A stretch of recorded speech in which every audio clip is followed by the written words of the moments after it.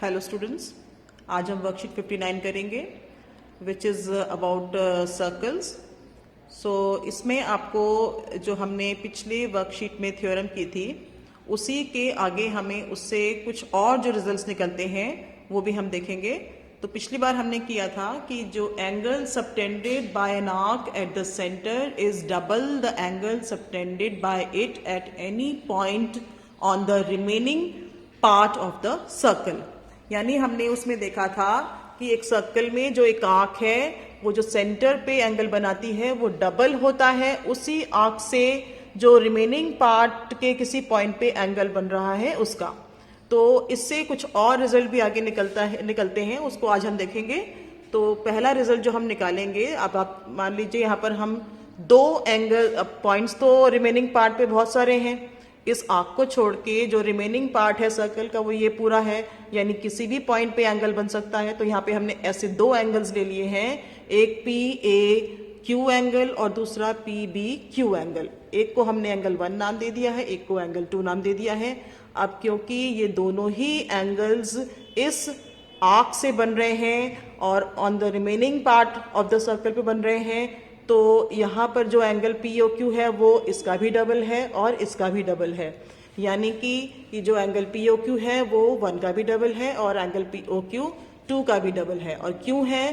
क्योंकि ये हमने थ्योरम की थी पिछली बार कि angle subtended bye an arc at the centre is double the angle subtended by it at any point on the remaining part of the circle।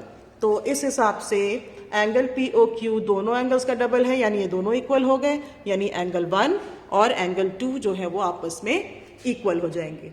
और इसलिए एंगल्स, एक रिजल्ट हमें क्या मिला कि angles in the same segment of a circle are equal.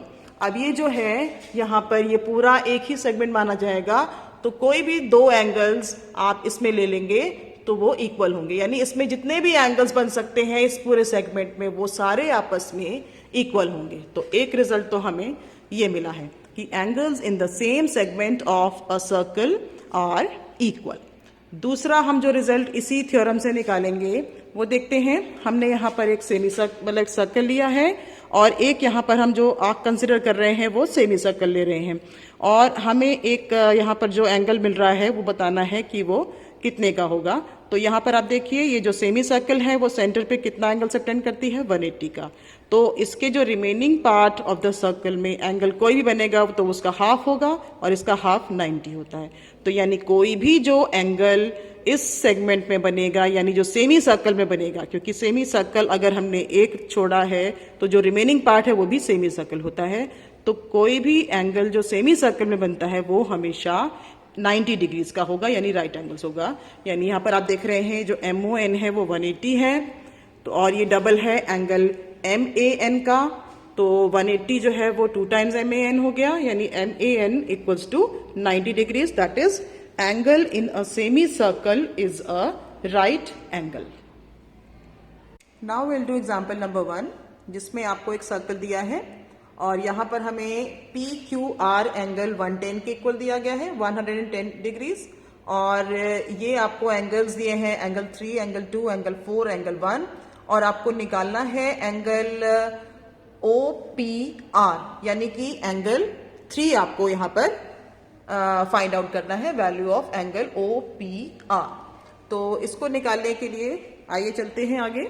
तो reflex angle P O R, यहाँ पर जो ये है reflex angle P O R, ये आपको दिख रहा है कि इस मेजर आर्क से सेंटर पर बनाया जा रहा सबटेंड किया हुआ एंगल है ये। तो ये इसका डबल होगा 110 का, तो 110 का डबल कितना हो गया, 220। तो ये जो एंगल रिफ्लेक्स एंगल है पी ओ आर यानी एंगल 1, ये कितना हो जाएगा, 220। यानी देखिए इधर reflex angle P O R is 2 times angle P Q R, that is 220 degrees. Now again we can see from here that ये जो है ये पूरा 360 का है, तो 360 में से एंगल 1 यानी 220 माइनस कर देंगे तो ये एंगल 2 आ जाएगा। तो एंगल 2 कैसे आएगा, 360 माइनस 220, 220 दैट इज 140 डिग्रीज। ये एंगल 2 आ गया। अब हमें दिख रहा है कि एक ट्रायंगल है और इस ट्रायंगल में OP और OR क्योंकि रेडियाई हैं तो ये दोनों इक्वल हैं, यानी कि एंगल 3 और एंगल 4 इक्वल है आपस में, और इन तीनों का सम 180 है। तो यानी कि आप यहाँ से देख सकते हैं कि angle 2 plus angle 3 plus angle 4 180 है, एंड एंगल 3 और एंगल 4 इक्वल है। Why? Because OP and OR two radii of the circle are two radii of the circle. So 140 plus 2 times angle 3, अब ये दोनों इक्वल हैं तो 2 टाइम्स एंगल 3 180 हो गया। तो यहां से सिंप्लीफाई करने के बाद एंगल 3 हमारे पास आ जाता है 20 डिग्रीज के इक्वल। तो देयरफॉर एंगल 3 इज 20 डिग्रीज और एंगल OPR इज 20 डिग्रीज।